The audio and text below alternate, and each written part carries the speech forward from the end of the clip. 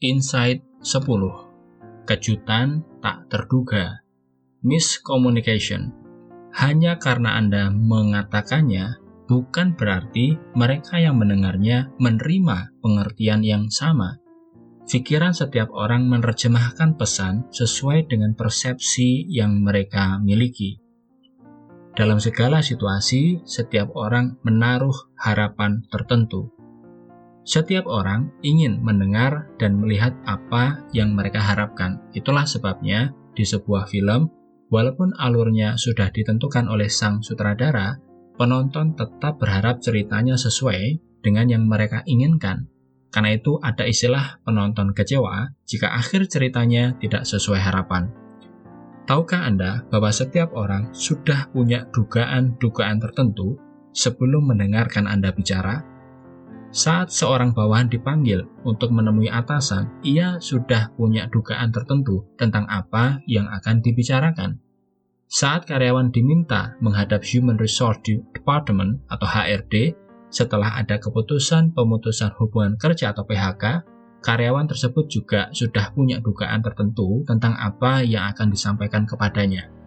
Demikian juga jika seorang karyawan dipanggil karena melanggar peraturan perusahaan, pasti karyawan tersebut sudah punya dugaan terhadap apa yang akan disampaikan kepadanya. Walaupun belum tentu benar, mereka tetap menduga-duga. Dalam segala situasi, setiap orang selalu menaruh harapan tertentu. Saat dipromosikan, dimutasi, didemosi, diberi sanksi karena melanggar peraturan, atau dibebas tugaskan, orang biasanya menaruh harapan tertentu di dalam hati. Dengan pemahaman ini, melakukan surprising communication yang positif bisa memberikan kejutan menggembirakan karena melebihi harapan. Bahkan seseorang yang sudah tahu akan menerima kabar yang membahagiakan bisa lebih bahagia lagi jika kita mampu melakukan surprising communication. Dalam komunikasi penjualan, selalu ada kalimat-kalimat umum yang diucapkan oleh para penjual. Misalnya ketika seorang ibu menawar harga di pasar, penjual sering berkata, "Wah, tidak bisa Bu, modalnya saja tidak dapat segitu." Namun sang pembeli seolah tidak ingin mendengar dan malah menawar lebih rendah. Ini terjadi karena setiap orang sudah memiliki persepsi tersendiri terhadap perkataan dan situasi tertentu. Saat penjual meyakinkan pembeli bahwa kami penguasa pasar untuk segmen ini, belum tentu pembeli memiliki pemikiran yang sama. Beberapa pembeli yang mengharapkan harga murah mungkin berkata dalam hati, "Saya tidak peduli dengan pasar, yang penting harganya." Saat seseorang berbicara kepada Anda, "Saya benar-benar berkata jujur kepada Anda," bisa jadi Anda berpikir sebaliknya. Jika Anda mendengar ucapan penjual hasilnya 100% memuaskan, bisa jadi Anda malah meragukannya dan berkata dalam hati, "Kok sombong banget? Mana ada produk yang bisa memuaskan pelanggan 100%. Tokoh penjualan paling berpengaruh di Asia Pasifik, Tony J. Hughes, menyarankan daripada kita menyatakan bahwa produk kita berkualitas, lebih baik kita menunjukkan bagaimana kualitas produk kita sesuai dengan yang diinginkan calon pembeli. Surprising communication. Kata-kata yang kita ucapkan dan cara kita mengucapkannya menentukan keyakinan orang yang mendengarnya. Komunikasi kejutan tidak menyampaikan hal-hal baik dan tidak berusaha menjual harapan di awal pembicaraan. Sebaliknya, yang disampaikan lebih dahulu adalah fakta-fakta umum yang biasa terjadi, baru kemudian kejutan istimewa. Saat memberikan bonus tahunan kepada karyawan, kita bisa terlebih dahulu menyampaikan berbagai hal yang tidak kondusif, seperti krisis ekonomi yang sedang terjadi, atau penjualan yang tidak sebagus tahun lalu. Bisa juga disampaikan bahwa pemberian bonus bukanlah suatu keharusan bagi perusahaan. Tidak ada ketentuan baku mengenai pemberian bonus karena hal itu tergantung dari kemurahan hati perusahaan. Contohnya, kita bisa menjelaskan, dalam situasi setahun ini seharusnya tidak ada karyawan yang mendapat bonus. Akan tetapi, karena perusahaan menghargai para karyawan yang berprestasi, diberikan bonus spesial bagi karyawan yang berprestasi. Dalam kondisi krisis ini, seharusnya bonusnya lebih kecil dari tahun lalu.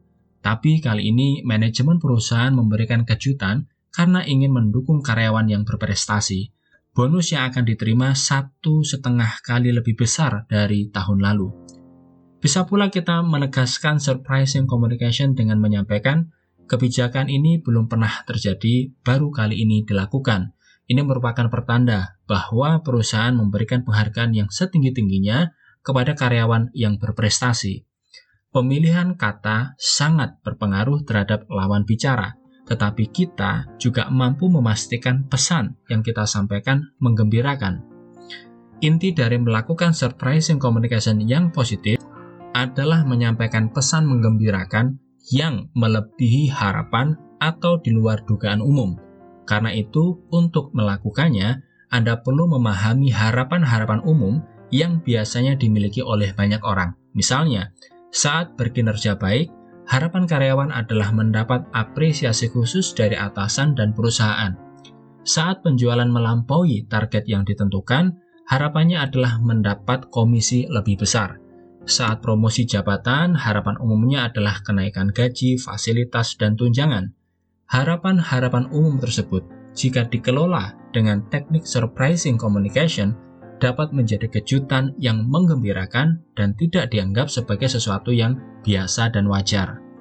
Dengan teknik menyampaikan fakta tentang situasi umum yang tidak kondusif atau bicara tentang fakta-fakta yang tidak memungkinkan untuk memberikan apresiasi secara maksimal, tetapi kemudian memberikan apresiasi yang melebihi standar umum, seseorang yang sudah tahu akan menerima kabar yang membahagiakan bisa lebih bahagia lagi. Hal ini terjadi karena ia menerima kenyataan yang melebihi harapan umum. Inti dari komunikasi yang mengejutkan adalah tidak berusaha menjual harapan di awal pembicaraan. Sebaliknya, fakta-fakta umum yang biasa terjadi disampaikan lebih dahulu, baru kemudian kejutan istimewa yang tak terduga. Pemimpin yang ingin membangun semangat dan antusiasme tim untuk mencapai target-target besar perusahaan atau organisasi perlu mengembangkan kemampuan melakukan surprising communication karena dampaknya sangat berpengaruh langsung terhadap semangat kerja dan antusiasme tim. Bahkan teknik komunikasi mengejutkan yang positif ini dapat mewujudkan suasana kerja yang dinamis. Kasus nyata komunikasi kepemimpinan di tempat kerja. Kejutan menggembirakan. Saat bertugas membebas tugaskan seluruh karyawan karena penutupan salah satu unit perusahaan, saya memulai pembicaraan dengan mengemukakan berbagai masalah yang ada, kemudian menjelaskan peraturan yang berlaku dan pasal-pasal terkait. Intinya, saya menyampaikan sesuatu yang seharusnya terjadi sesuai undang-undang yang berlaku. Melalui penjelasan tersebut, seluruh karyawan memahami bahwa dalam pembebas tugasan mereka, langkah-langkah yang ditempuh perusahaan mengikuti aturan yang berlaku. Setelah semua karyawan memahami aturan yang jelas, saya menyampaikan kebijakan perusahaan. Dalam situasi ini, kita perlu memahami apa yang paling ditakuti dan diinginkan karyawan saat terjadi PHK akibat perusahaan yang ditutup. Secara umum atau common sense, yang mereka takuti adalah jumlah uang pesangon tidak memadai. Sebagai orang HRD, saya memahami bahwa uang pesangon yang memadai sangat relatif dan berbeda-beda sesuai kebutuhan masing-masing karyawan. Karena itu, hal yang tepat disampaikan adalah besaran pesangon sesuai peraturan yang berlaku. Selain itu, untuk lebih meyakinkan penyampaian, perlu ditampilkan bukti-bukti pendukung, pemberitaan tentang perusahaan-perusahaan lain yang ditutup, dan besaran uang pesangon yang umumnya diberikan sesuai peraturan dan ketentuan yang berlaku. Semua fakta tersebut dapat diterima jika mereka mengerti jumlah tersebut sesuai standar dan mengikuti peraturan yang berlaku.